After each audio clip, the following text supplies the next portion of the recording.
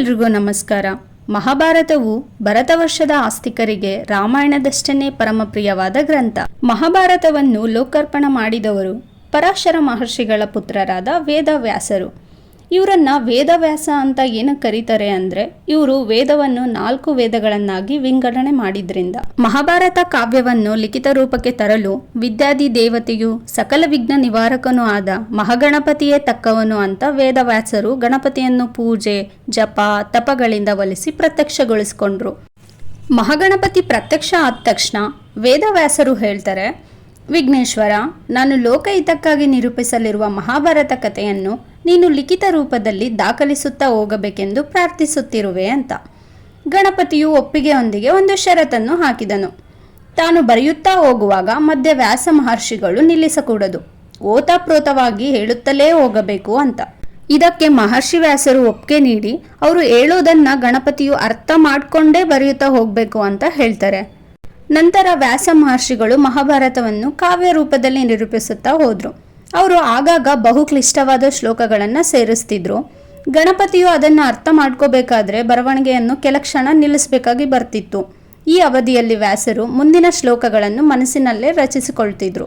ಹೀಗೆ ವ್ಯಾಸರು ಮೌಖಿಕವಾಗಿ ಗಣಪತಿಯು ಲಿಪಿ ರೂಪದಲ್ಲಿ ಭರತಖಂಡಕ್ಕೆ ಅರ್ಪಿಸಿದ ಮಹಾಕಾವ್ಯ ಮಹಾಭಾರತ. ರಾಜರಿಗೂ ಶಿಕಾರಿಗೂ ಅನಾದಿ ಕಾಲದಿಂದಲೂ ಅವಿನಾಭಾವ ಸಂಬಂಧ. ಶಂತನು ಮಹಾರಾಜನು ಇದಕ್ಕೆ ಹೊರತಾದವನಲ್ಲ. ಅವನೊಂದಿನ ಕಾಡಿನಲ್ಲಿ ಅಲಿಯುತ್ತಾ ಗಂಗಾ ತೀರದಲ್ಲಿ ಓರ್ವ ಸುಂದರಿಯನ್ನು ಕಂಡು ಮೋಹಿಸಿದನು. ಅವನು ಹಸ್ತಿನಾಪುರದ ರಾಜನೆಂದು ಹೇಳಿಕೊಂಡು ಅವಳಲ್ಲಿ ವಿವಾಹದ ಪ್ರಸ್ತಾಪವನ್ನು ಮಾಡಿದನು. ಆಕೆಯು ಒಪ್ಪಿಕೊಂಡು, ನನ್ನದೊಂದು ನಿಬಂಧನೆ ಇದೆ, ನಾನು ಏನನ್ನೇ ಮಾಡಿದರೂ ನೀನು ತಡೆಯಕೂಡದು, ಯಾಕೆ ಏನು ಎಂದು ಪ್ರಶ್ನಿಸಲೂ ಕೂಡದು ಅಂದಳು. ಅವಳ ಸೌಂದರ್ಯಕ್ಕೆ ಮರುಳಾಗಿ ಹೋಗಿದ್ದ ಶಂತನು ಮಹಾರಾಜನು ಅದಕ್ಕೊಪ್ಪಿ ಅವಳನ್ನು ರಾಜಧಾನಿಗೆ ಕರೆತಂದನು. ಅವಳೇ ಗಂಗೆ. ಗಂಗೆಯು ಶಂತನು ಮಹಾರಾಜನು ಕನಸಿನಲ್ಲೂ ಊಹಿಸಿರದ ಪಾತಕಗಳನ್ನು ಮಾಡಲು ಆರಂಭ ಮಾಡಿದ್ಲು. ತನಗೆ ಹುಟ್ಟಿದ ಮಕ್ಕಳನ್ನು ಒಯ್ದು ಗಂಗಾ ನದಿಯಲ್ಲಿ ಮುಳುಗಿಸಿ ನಿಶ್ಚಿಂತಳಾಗಿ ಹಿಂತಿರುಗುತ್ತಿದ್ಲು.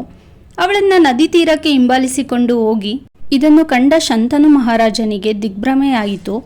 8ನೆಯ ಮಗುವನ್ನು ಅವಳು ನದಿಯಲ್ಲಿ ಮುಳುಗಿಸಲು ಹೊರಟಾಗ ಶಂತನು ತಡೆದು ನಿಲ್ಲಿಸಿ, ಎಲ್ಲಾ ದುಷ್ಟೆ, ಎತ್ತ ಮಕ್ಕಳನ್ನು ರಕ್ಕಸಿಯೂ ಹೀಗೆ ಕೈಯಾರೆ ಕೊಲ್ಲಲಾರಳು.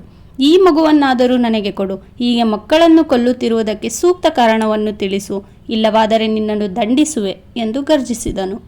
ಇದನ್ನು ಕೇಳಿದ ಗಂಗೆ ವಿಲಕ್ಷಣವಾಗಿ ನಗುತ್ತಾ, ಕೊನೆಗೂ ಕೊಟ್ಟ ಮಾತಿಗೆ ತಪ್ಪಿರುವೆ. ನಾನು ಸ್ವರ್ಗೀಯ ಗಂಗೆ. ನಾನು ಶಾಪಗ್ರಸ್ತಳಾಗಿ ಮಾನವ ಜನ್ಮ ಪಡೆಯಬೇಕಾಗಿತ್ತು. ನಮಗೆ ಹುಟ್ಟಲಿರುವ 8 ಮಕ್ಕಳು ವಸಿಷ್ಠನಿಂದ ಶಾಪವನ್ನು ಹೊಂದಿದ ಅಷ್ಟವಸುಗಳು. ಅವರನ್ನು ಹುಟ್ಟುತ್ತಲೇ ಮಾನವ ಜನ್ಮದಿಂದ ಪಾರು ಮಾಡುವುದಾಗಿ ನಾನು ಅವರಿಗೆ ವಚನ ಕೊಟ್ಟಿದ್ದೆನು. 8ನೆಯ ಮಗುವು ಬಹುಕಾಲ ಭೂಮಿಯ ಮೇಲೆ ಇರಬೇಕಾಗಿದೆ. ನಾವಿಬ್ಬರು ಕೂಡಿ ಬಾಳುವ ಅವಧಿಯೂ ಮುಗಿಯಿತು. ದೊರೆಯೇ, ದುಃಖಿಸದಿರು ಎಂದು ಹೇಳಿ ಗಂಗೆಯು ಅಂತರ್ಧಾನಳಾದಳು. ಜೊತೆಗೆ ತನ್ನ 8ನೆಯ ಮಗುವನ್ನು 16 ವರ್ಷಗಳ ಕಾಲ ಪೋಷಿಸುವುದಾಗಿ ಹೇಳಿ ಕರೆದೊಯ್ದಳು. 16 ವರ್ಷಗಳ ಕಾಲ ಶಂತನು ಮಹಾರಾಜನಾಗಿ ತನ್ನ ಕರ್ತವ್ಯಗಳನ್ನು ಮಾಡುತ್ತಾ ಮರುಭೂಮಿಯಲ್ಲಿ ಸಾಗುವ ಪಯಣಿಗನಂತೆ ಕಾಲವನ್ನು ಕಳೆದನು. ಒಂದು ಸಂಜೆ ತನಗೆ ಸವಿ ನೆನಪುಗಳ ತಾಣವಾದ ಗಂಗಾ ತೀರದಲ್ಲಿ ಅಲಿಯುತ್ತಿರುವಾಗ ಗಂಗಾ ನದಿಯು ಹರಿಯದಂತೆ ಬಾಣಗಳಿಂದಲೇ ಯಾರೋ ತಡೆಗೋಡೆಯನ್ನು ನಿರ್ಮಿಸಿರುವುದು ಕಂಡುಬಂದಿತು. ಇಂಥ ಬಿಲ್ವಿದ್ಯಾ ಚತುರನಾರಿರಬಹುದು ಅಂತ ಶಂತನು ಮಹಾರಾಜನು ಅತ್ತಿತ್ತ ನೋಡಿದನು. ಆಗ ಗಂಗೆಯು ಪ್ರತ್ಯಕ್ಷಳಾಗಿ ಅವನ ಕುಶಲವನ್ನು ವಿಚಾರಿಸಿದಳು. ಬಳಿಕ ಈ ಬಾಣದ ತಡೆ ನಿರ್ಮಿಸಿರುವವನು ತಮ್ಮಿಬ್ಬರ ಮಗನಾದ ದೇವವ್ರತನೆಂದು ಹೇಳಿದಳು. ಅಷ್ಟರಲ್ಲಿ ತಡೆಗೋಡೆಯನ್ನು ಒಡೆದು ನೀರು ನುಗ್ಗುವ ಸದ್ದು ಕೇಳಿಸಿತು. ಆಗ ಸುಂದರ ತೇಜಸ್ವಿ ಯುವಕನೋರ್ವ ಓಡಿ ಬಂದು ತಾನು ಮಾಡಿದ ಸಾಹಸವನ್ನು ಹೇಳಿಕೊಂಡನು. ಗಂಗೆಯು, ಈತ ಸಕಲ ವಿದ್ಯೆ ಪರಾಂಗತನಾಗಿರುವನು. ಕ್ಷತ್ರಿಯರ ವೈರಿಯಾದ ಭಾರ್ಗವನೇ ಇವನಿಗೆ ಧನುರ್ವಿದ್ಯೆಯ ಗುರು. ಇವನು ನಿನ್ನ ಉತ್ತರಾಧಿಕಾರಿಯಾಗಲು ಯೋಗ್ಯನಿರುವನು.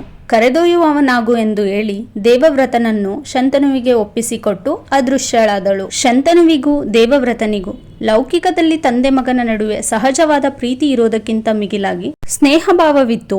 ಶಂತನುವು ಪುನಃ ಜೀವನೋತ್ಸಾಹಿಯಾಗಿದ್ದನು. ಬೇಟೆಯ ಹುಚ್ಚು ಮರುಕಳಿಸಿತು. ಆ ದಿನ ಶಿಕಾರಿಗಾಗಿ ಅಲಿಯುತ್ತಿದ್ದ ಶಂತನುವನ್ನು ವಿಶಿಷ್ಟವಾದ ಪರಿಮಳವೊಂದು ಆಕರ್ಷಿಸಿತು.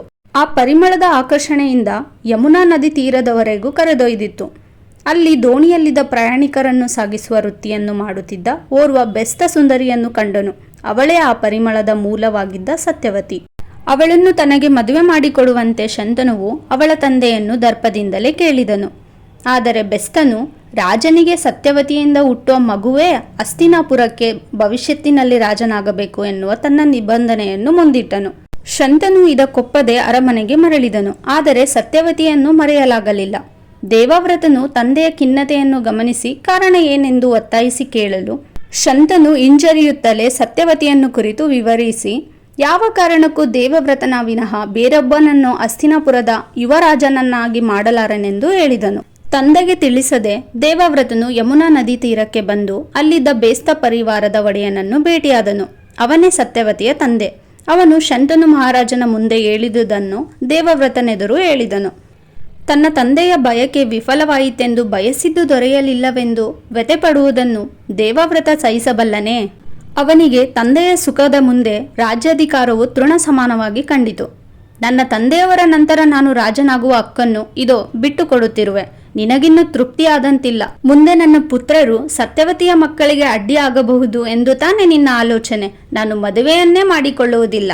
ನನ್ನ ಗುರು ಭಾರ್ಗವರ ಹೆಸರಿನಲ್ಲಿ, ನನ್ನ ತಾಯಿಯಾದ ಗಂಗೆಯ ಹೆಸರಿನಲ್ಲಿ ನನಗೆ ಪ್ರಿಯವಾದ ಪವಿತ್ರವೆನಿಸುವ ಎಲ್ಲದರ ಮೇಲೂ ಪ್ರಮಾಣ ಮಾಡುತ್ತಿರುವೆ. ನಾನು ಆಜನ್ಮ ಬ್ರಹ್ಮಚಾರಿಯಾಗಿಯೇ ಉಳಿಯುವೆ ಎಂದು ಹೇಳಿದನು. ಇಂಥ ಭೀಷಣವಾದ ಪ್ರತಿಜ್ಞೆಯನ್ನು ಕೈಗೊಂಡ ಆ ನಿಸ್ವಾರ್ಥಿ ತ್ಯಾಗಮೂರ್ತಿ ಮಹಾಶೂರನನ್ನು ಭೀಷ್ಮ ಎಂದೇ ಅಂತರಿಕ್ಷವಾಣಿಗಳು ಕರೆದವು. ಪ್ರತಿಜ್ಞೆಯು ಅಚಲವಾಗಿತ್ತು. ಬೇಸ್ತ ದೊರೆಯು ಸತ್ಯವತಿಯನ್ನು ಭೀಷ್ಮನ ತಂದೆಗೆ ಒಪ್ಪಿಸಿದನು. ಮಗನೆದುರು ತಾನು ಕುಬ್ಜನಾದಂತೆನಿಸಿತು ಶಂತನು ಮಹಾರಾಜನಿಗೆ. ಅವನು ಪ್ರೀತಿ ಪುರಸ್ಸರವಾಗಿ ಭೀಷ್ಮನಿಗೆ ಇಚ್ಛಾಮರಣಿಯಾಗುವಂತೆ ಅನುಗ್ರಹಿಸಿದನು.